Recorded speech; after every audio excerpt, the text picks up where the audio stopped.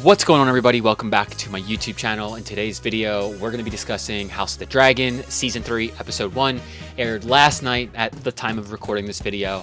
And I want to talk about if the Battle of the Gullet held up. This is very much going to be a reaction video, a lot of my opinions on the season premiere of Season 3. And I do want to hear from you, so feel free to leave comments. But before we do that, I want to have a little fun with this. I'm going to try something different. Hold on. So let us hear from all of the ladies, all of the lords, all of the knights, and all the common folk from all of the realms. Bring forth your critiques. Bring forth your theories. Bring forth your thoughts. But be warned, bring forth your craven complaints, and I will have your tongue. Now, I feel like this goes without saying, but I'm totally just being playful and fun. I'm not actually threatening anybody.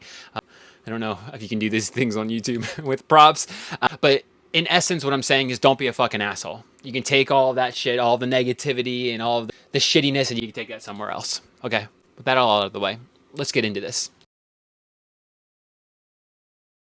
Okay, so did the Battle of the Gullet hold up? And, you know, at a first reaction for me is hell fucking yeah. I thought it was awesome. I mean, I will offer a critique only in that it is what I would have ideally wanted to see, and that's just a bunch of fucking dragons.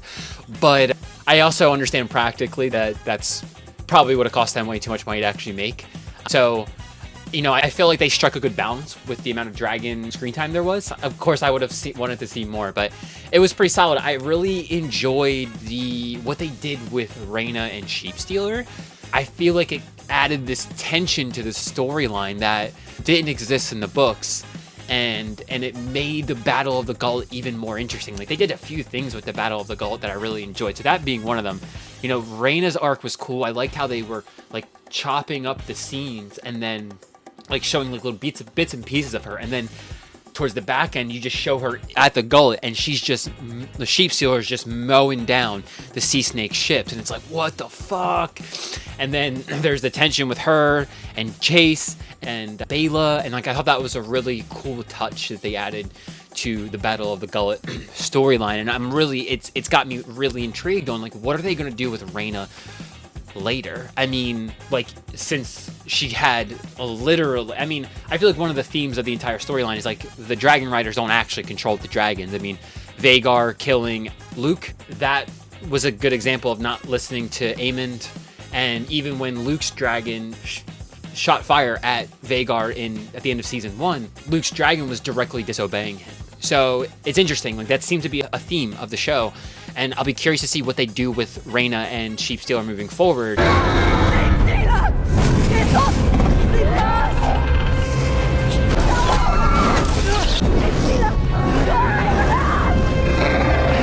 Like, is it just going to be a wild card throughout the remaining battles of the dance, or like, will Rhaena somehow be able to learn to control or at least guide Sheepstealer towards the path or towards the side that she's actually on? So I thought that was a cool tension they added in there. I thought that was a cool plot they added into the Battle of the Gullet. It definitely beefed up the amount of dragons in there and created this really cool tension that I enjoyed. I also really enjoyed the little sea snake Triarchy battle that was happening in there. I thought that was a really cool touch too, because if I recall in the book Fire and Blood, they don't really touch on the sea snake's tension with the Triarchy in that way, and I thought that was a cool way to really enhance the stakes of the Battle of the Gullet without showing a fuckload of dragons. Like the tension of, will they make it through that narrow pass near Dragonstone? That was a really cool situation. And I thought that was a cool way of just illustrating too, like the sea snake's capabilities on the sea. You know, because a lot of the time they show a High Lord like that, and it's like, well, does he actually have capability? And the cool thing about Lord Corlys is like he doesn't just talk about it, he is about it. And I liked that aspect of it. And I enjoyed the whole battle scene with the Triarchy. I can't remember that woman's name off the top of my head, who ended up betraying the Lannister guy, Tywin Lannister. I can't remember her name off the top of my head, but like the tension between her, the sea snake, and then Alan too. Like that was really cool. I really enjoyed that. I thought it was a good way that they really enhanced the stakes. They really increased the stakes of the battle without showing more dragons. And so while I couldn't have all the dragons fighting it out, that was a cool twist on it. The next point I want to get into is everything that was going on with Chase. Now, what a little fucking turd is all I gotta say for what he did to Rhaenyra. But I gotta be honest, like, at one point, I didn't think they were gonna kill him. You know, when the first, what do they call those things? When the first arrow, I know there's a different name for it, like the bolt. You know, when the first arrow made it into Vermax, I didn't think it was gonna die.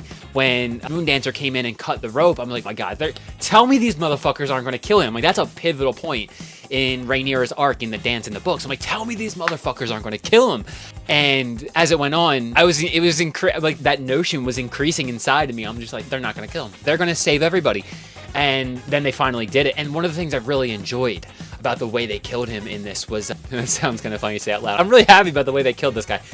But like his death wasn't like this dramatized, drawn out situation. You know what I mean? Where like at the end of Avengers Endgame, as an example, like they really drove home the importance of Tony dying, right? And rightfully so. I'm not discrediting that aspect. I'm really glad they didn't do that with Chase, because I feel like it's going to amplify what it does to Rhaenyra later.